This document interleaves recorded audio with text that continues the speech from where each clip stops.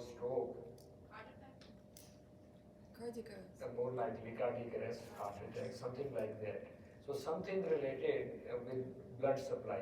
So it is related with blood supply, but it is not when we say stroke, when it is abnormality of some abnormality of the blood vessels of the central nervous system, a blockage or rupture. So in both cases it is stroke. It is not abnormality of the cerebrovascular system of the CNS. There is ischemia, there is the outcome is same, but because patient is so very carefully read your veneers very carefully. When you see pulseless, it means there is something wrong with cardiac conduction or cardiac contraction or things like that. So this patient suffered from MMI or cardiac arrest like that, and as a result of ischemia. So now tell me what is your answer? B. B. Mostly I can hear B. B is red neuron.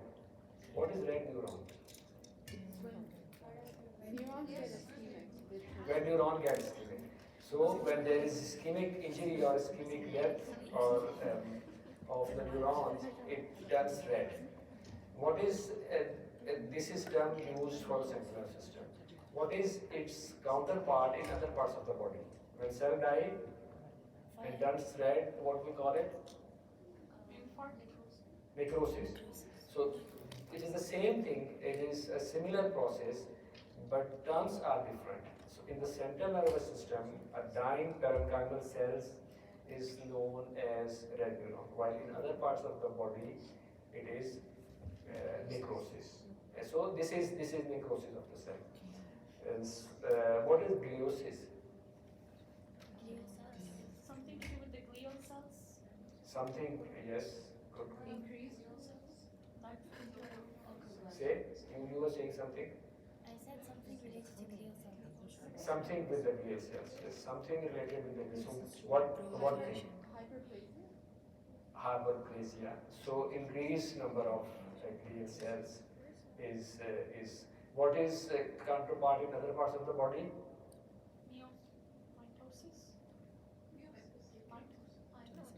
Fibrosis. Basically, fibroblasts proliferate and they form fibrous tissue. Now, the similar fibrous tissue, it is not actually fibrous tissue, they are astrocytic processes. They function as fibrous tissue in the central nervous system. So this is fibrous tissue, sort of, not exactly fibrous tissue. These are astrocytic processes. These are not collagen fibers. So this is in other parts of the body, it is known as fibrosis. So any injury in any part of the body is replaced by fibrous tissue, while in the CNS it is replaced by glial tissue, gliosis. We'll see what is gliosis over time. And what is neurofibrillary tangle? The tau protein gets phosphorylated. Tau protein hyperphosphorylate, then They form They amyloid. disassemble the microtubules. so microtubules, because normal function of tau protein is to Stabilize them. organize or assemble these microtubules. So they disassemble and they form some abnormal structure in the cytoplasm of neurons. So these are known as inclusion bodies. Like acute injuries result in necrosis, subacute injuries or slow injuries, they result certain changes within the cells. So these changes are, some of these changes are, cause accumulation of substances within the nucleus, within the cytoplasm, or between the cells. So these inclusions are representative of some subacute injury, subacute pathological process in the central nervous system. What are microglial nodules? Nodules of macrophages in the central nervous system.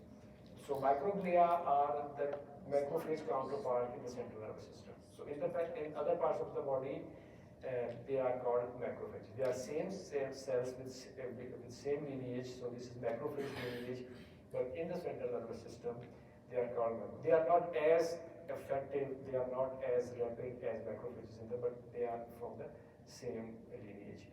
So this reaction occurs to many infections, in response to many infections like we see in the peripheral nervous system, They form granulomas in tuberculosis, granuloma in chronic infections. In the central nervous system, these macrophages, they form nodules. So these are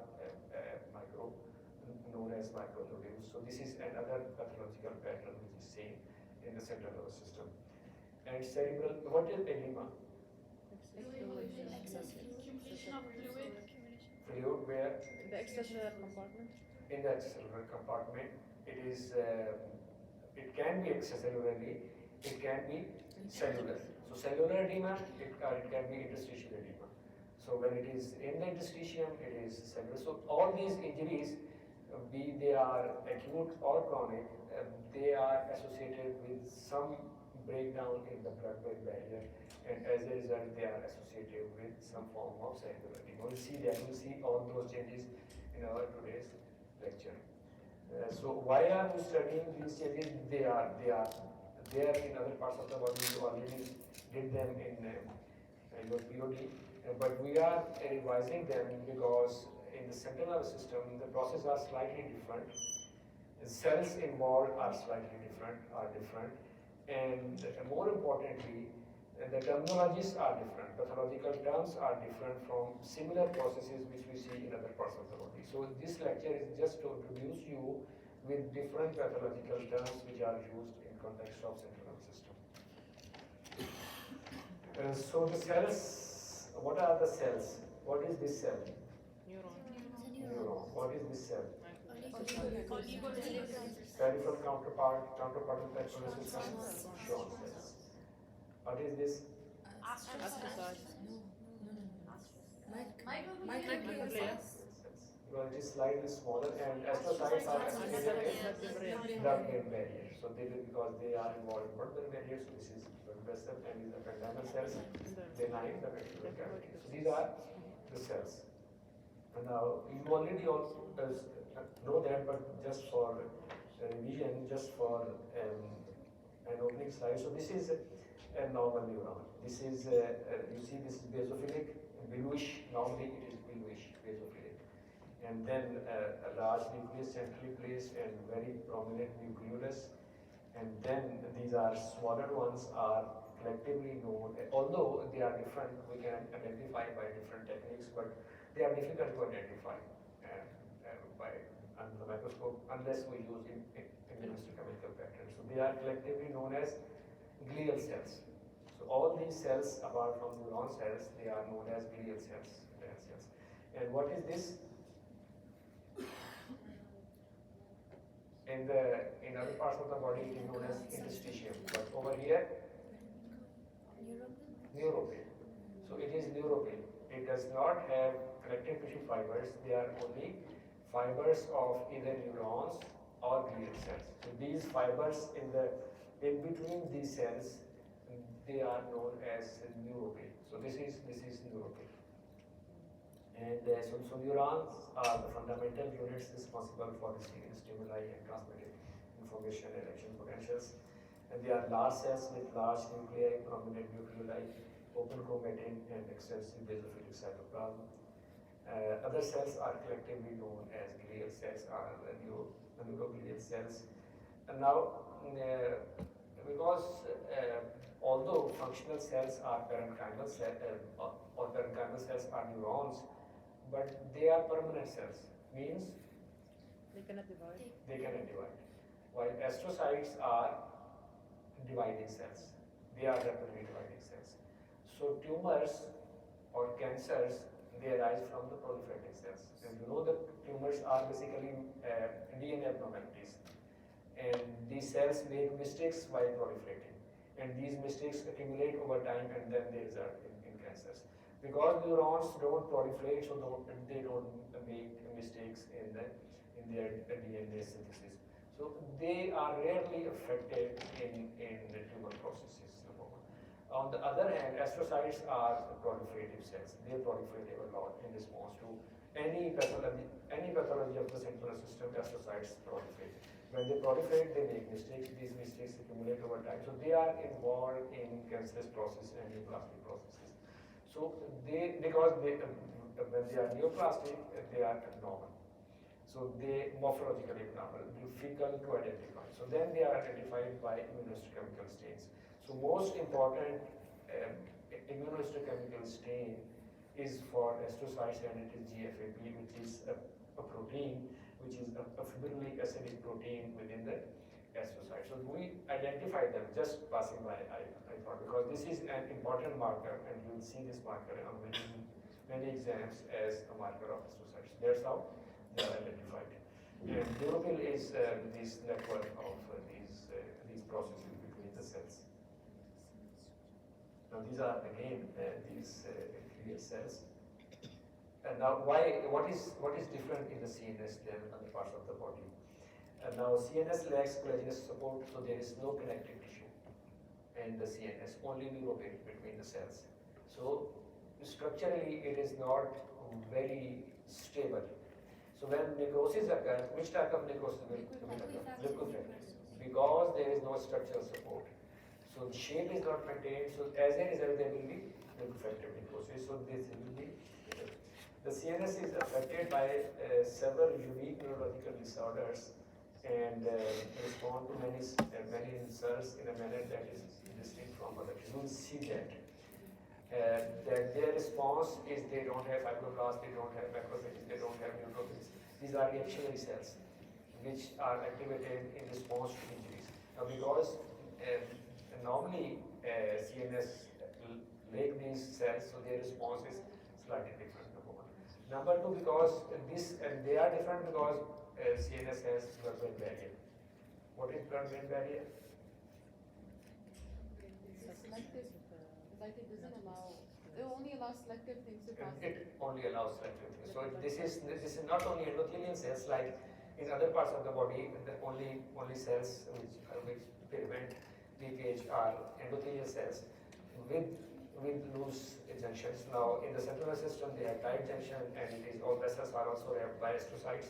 So this makes a tight barrier for the contents of the blood, so it cannot come out of the blood vessel like many cells. So they have different set of cells, and they have different cellular response than other parts of the body, and vascular response. And main parenchymal cells, like in the liver, parenchymal cells can proliferate, in glands parenchymal cells can, in lungs parenchymal cells can, but not in the central nervous system. In the central nervous system, parenchymal cells are neurons, they cannot proliferate. They are permanent cells.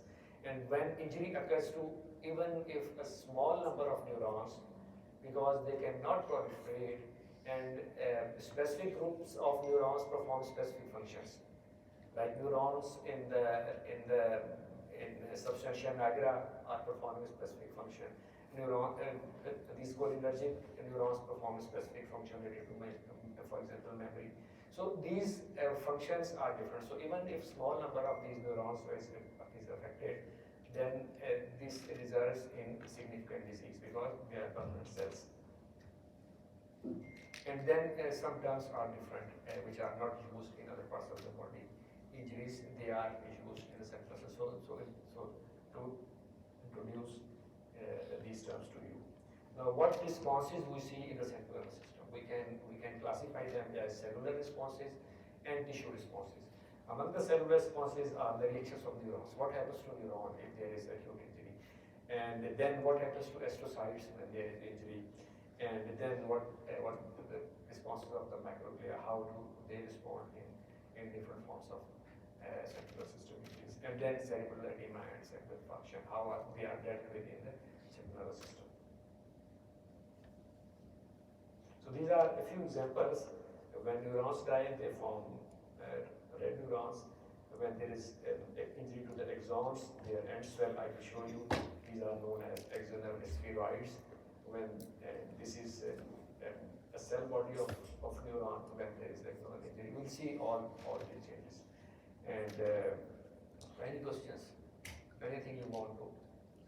Who will summarize this? What I said in last 10 minutes in one line?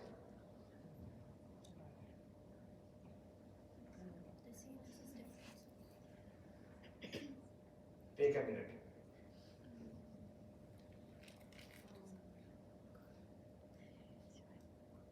Go over and then what I said during the last 10 minutes.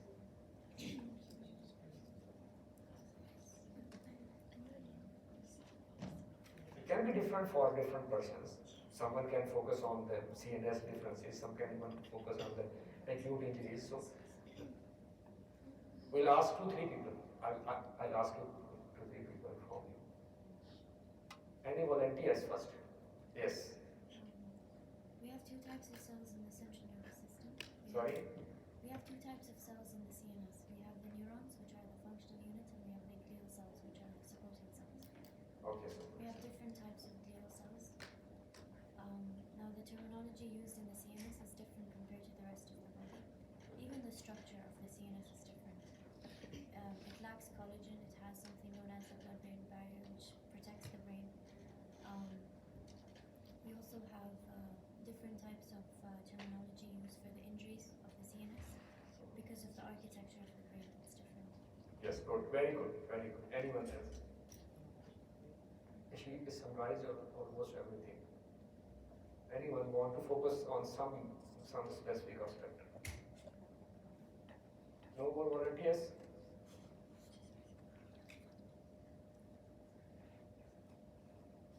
So yes, well, I'll keep asking you. So keep in mind, I'll ask after 10 minutes again. So this is, now we'll discuss acute neuronal injury. Now I'll ask about acute neuronal injury. What is acute neuronal injury? And so it is acute neuronal injury means red neurons. There will be cell necrosis. There will be neuronal necrosis. This is known as, they are known as red neurons. And then there can be some injuries which are subacute, not as ischemic, but there can be some metabolic derangement, some abnormalities which are slow growing. And these are known as degenerations.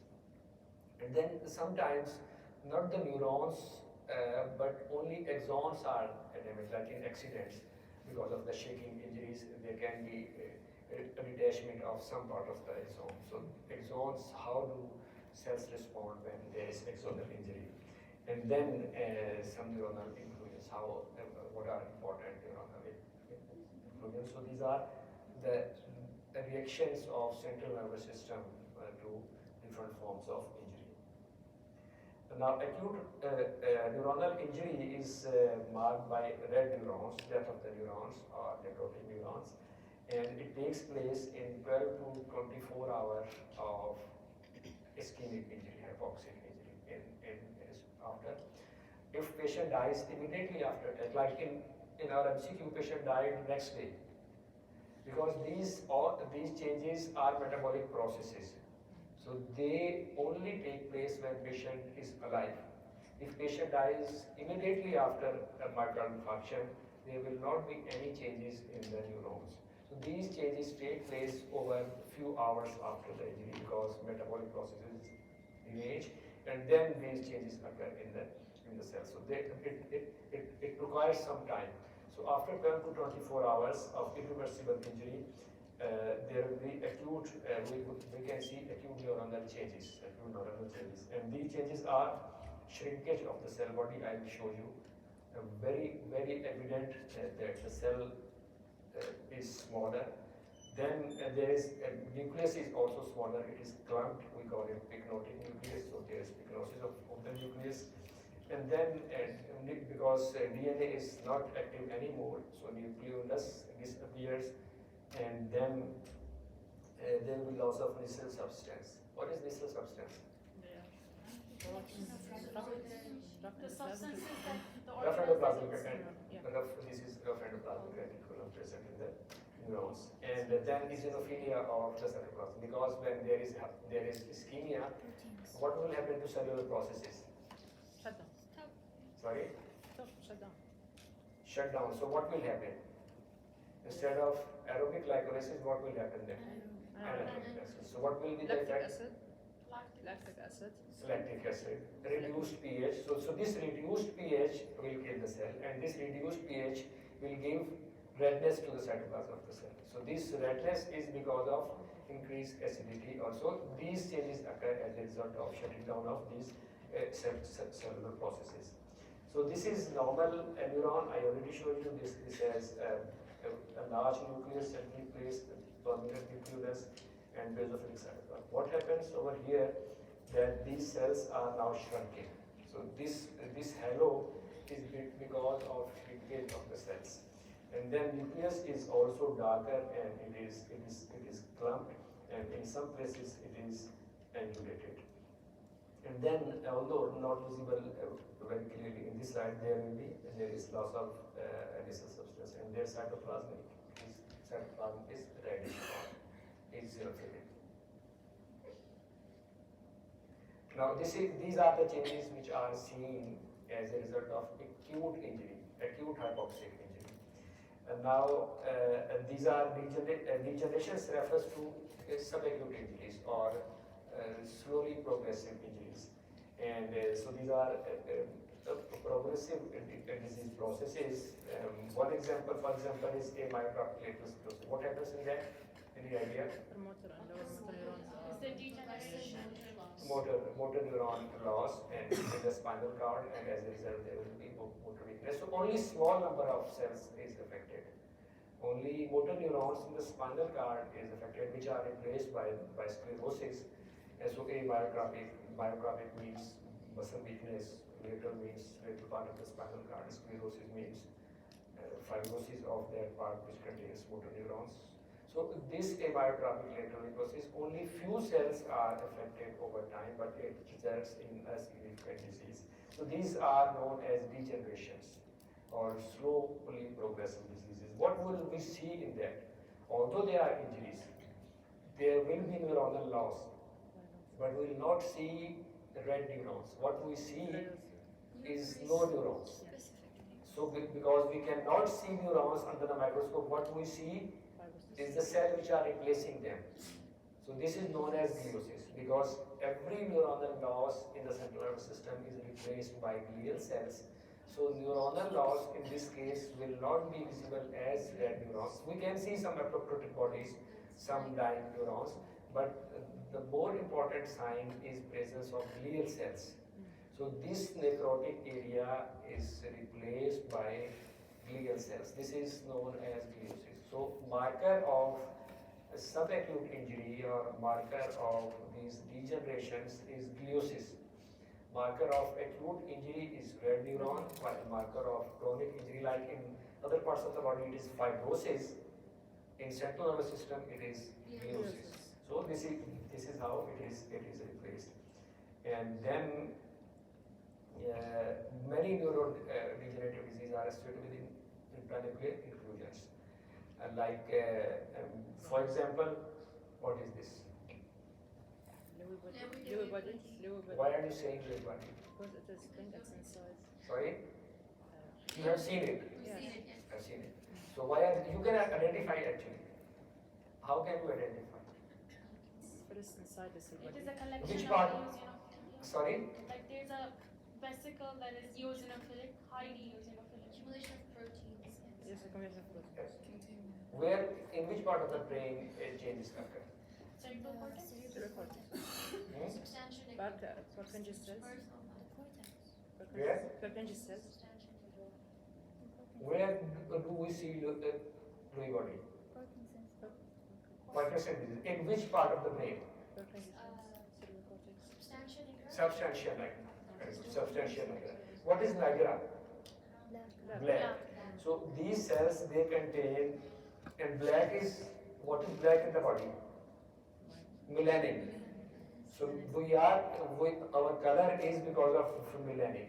So substantia nigra is black because of melanin. So these cells contain melanin. So this is melanin. So these are melanin containing cells. So these are seen. We'll study them with neurodegenerative diseases in next lectures. So this is Lewy body, and what we see in Alzheimer's disease is neurofluid angle. We already explained that. So this is one of those neurofluid angle we'll see while studying Alzheimer's disease. Why are you sitting like that? There are many empty chairs. You're more comfortable like that. Okay, so this was about acute injuries, red neuron, chronic injuries, gliosis. Who will summarize? Yes. So we have two kinds of injuries to the neurons. One is acute and one is chronic. Both of them have different impacts on the neuron. When it's an acute injury, it forms red neurons, and there are different processes that occur in which the the organelles start to eventually die. Eventually, there's pycnosis and loss of structure, as well as the nucleolus starts to disappear. And they eventually form red neurons. While in chronic or progressive diseases, we don't have those kind of things. We have mainly gliosis that occurs. We don't have red neuron formation, basically. Anyone wants to add? I think she summarized well. Well done.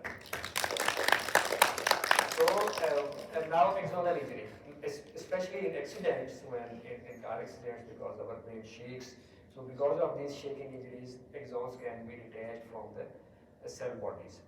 And what happens when these axons detach? There will be two fragments, obviously. If someone detaches, so this is distal fragment, and this is proximal fragment. So there will be some changes in the distal end of the proximal fragment.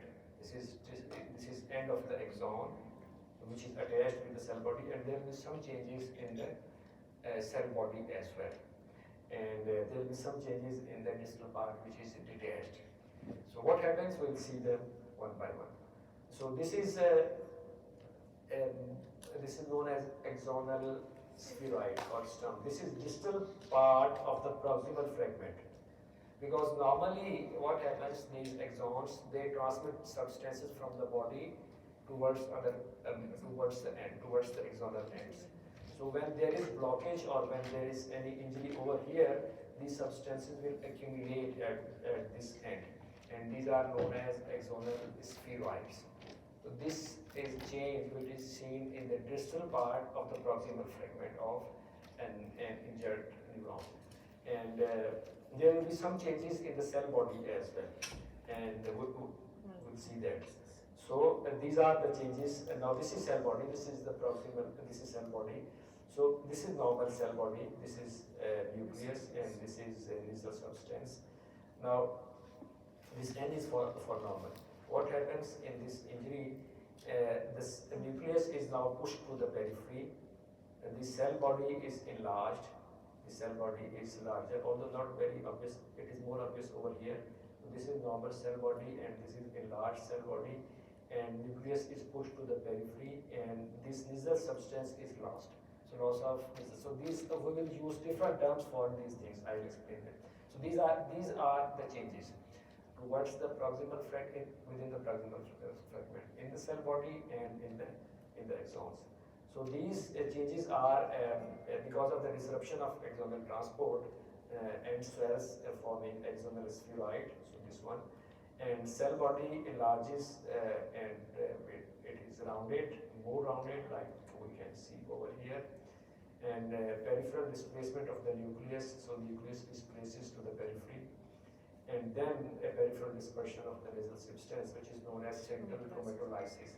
So chromatolysis or central chromatolysis is dispersion of the nasal substance. So these are the changes which are seen in a neuron when there is axonal injury. Now what happens to the distal part? Now the distal part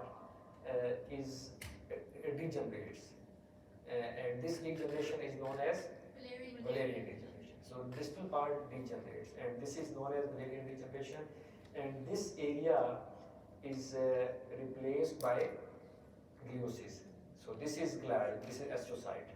So this area, and now this is not what happens in the peripheral nervous system. What happens in the peripheral nervous system? Will regenerate. Regenerate. So if there is axonal injury, there will be Regeneration. regeneration because of Schwann cells. Schwann cells. They form a tunnel, they form a tube along which these axons, they regrow and then they can reform over time. But in the central nervous system, oligodendrocytes actually block the regeneration of the axons, number one, through substances. They secrete substances which block them, we don't know why. And these astrocytes, they physically block their growth. They reach there and they physically don't allow these axons to grow. So these are the changes which are seen.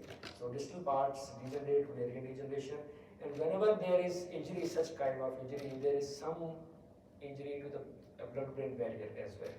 So when blood-brain barrier is broken down, then there will be cerebral edema because the fluid from the vessels will leak out into the liver.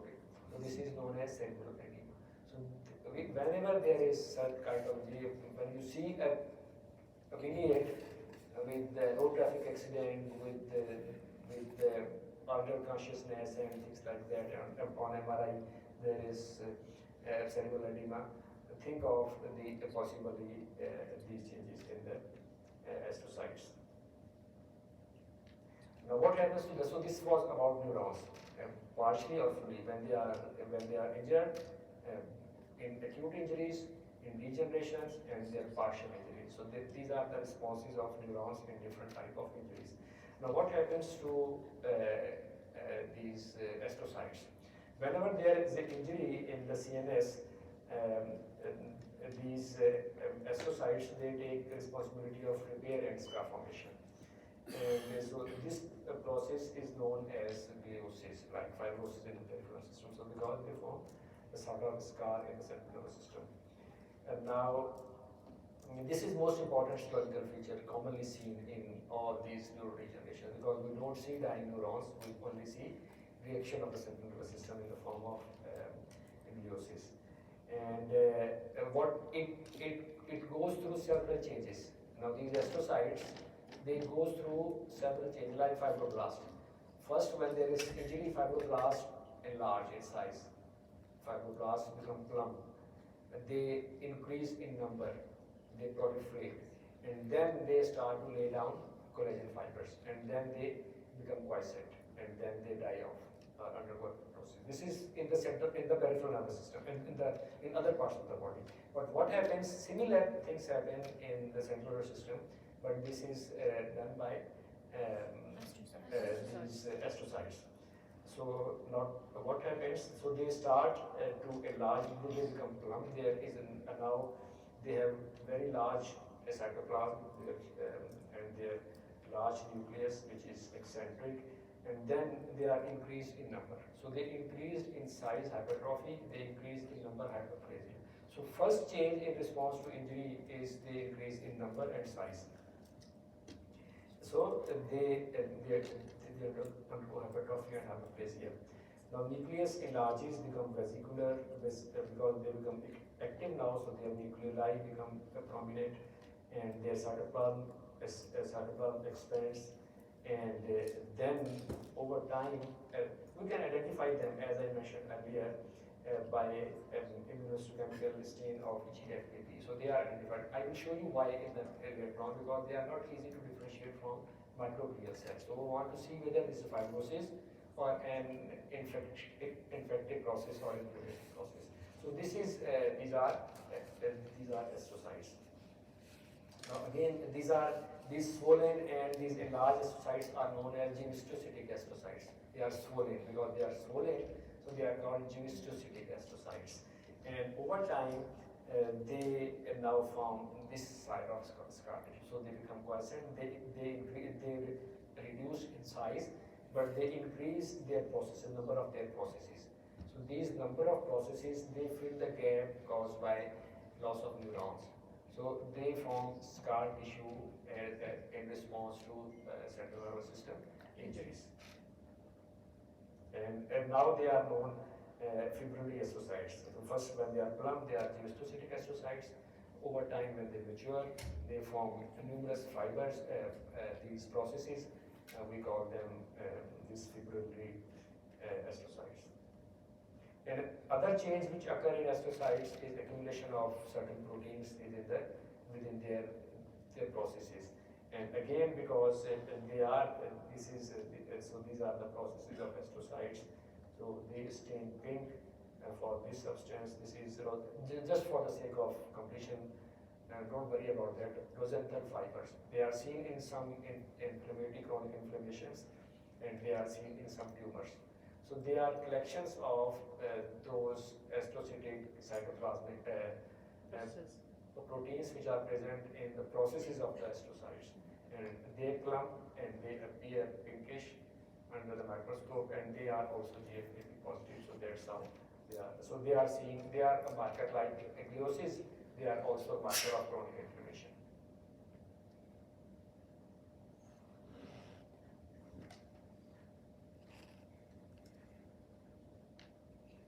Now this is the reaction of microglial cells.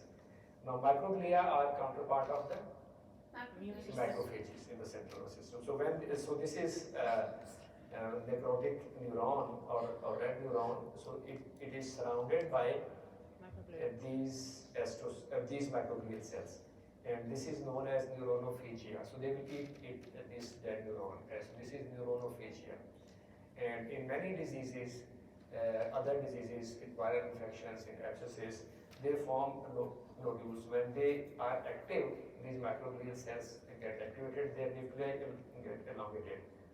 These elongated nuclei with a large cytoplasm, they form these small collections of microglia at the site of injury.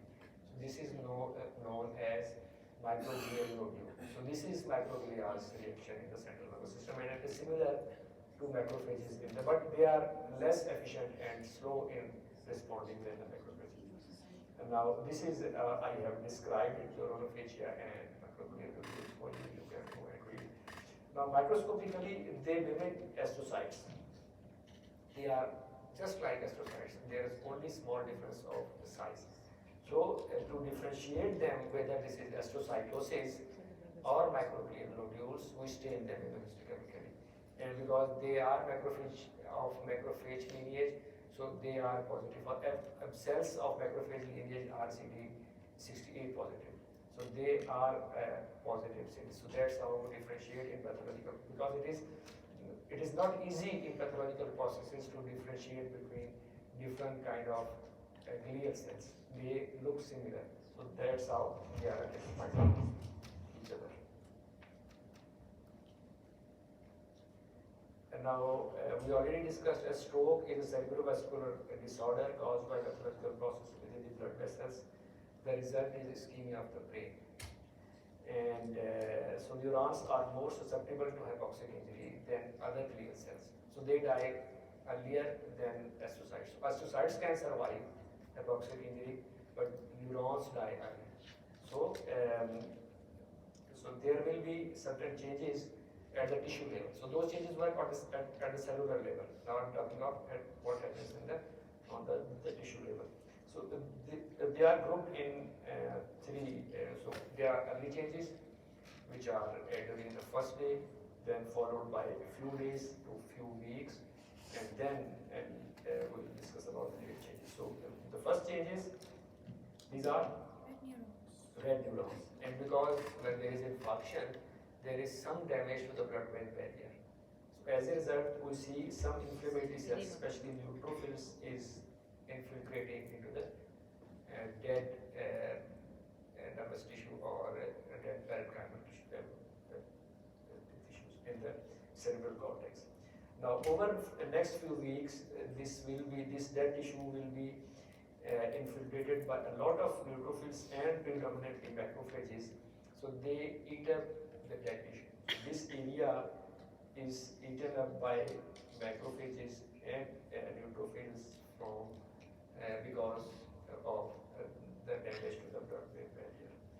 And over next few weeks, then a gliosis is activated. So astrocytes start to replace, because there will be gap. A cavity will be formed. So because this necrotic tissue will be eaten up by these macrophages, so there will be a gap, or there will be a cavity which will have to be replaced by some scar tissue. So this is over time, and now this is these astrocytes, and now they replace this dead area, and they try to fill the gap. So old cortical falls area, loss of and residual gliosis. So there will be some loss of area, functional area, and it will be replaced by glial tissues. Now, cerebral edema can be vasogenic as cytotoxic. So, vasogenic is from the blood because of damage to the blood-brain barrier. Cytotoxic is because of toxin which interfere with cellular processes, with cell membrane. Any abnormal, so a fluid can accumulate within neuropil, it can accumulate within cells. So the causes which break blood-brain barrier will result in vasogenic edema, and causes which interfere with the cellular processes, which damage cellular membranes or ATP pump, they will result in as a cytotoxic edema. So the diseases which are like brain tumor, stroke, intracerebral hematoma, cerebral abscess, and other injuries, injuries like contusion, they break blood-brain barrier, so they cause vasogenic edema. While injuries like which are certain toxins, and they cause cytotoxic edema in the brain. What is the end result? Because this edematous brain is now enlarged in size, but our cavity, cranial cavity is fixed, it cannot enlarge. So there will be increase in Intracranial pressure. intracranial pressure. So the result is in both cases is increased intracranial pressure because of edema. So this is brain which is compressed by the cranial cavity, and because so it is pressed, we can say, because these gyri, they are flattened, and these sulci, they are now narrowed because of expansion of this tissue which is compressed by the cranial cavity. And now this is how we see under the microscope. Now this is normal neuropil, normal cerebral cortex. Now there is space between neuropil and these fibers. These white spaces, they represent presence of water edema fluid. Sorry.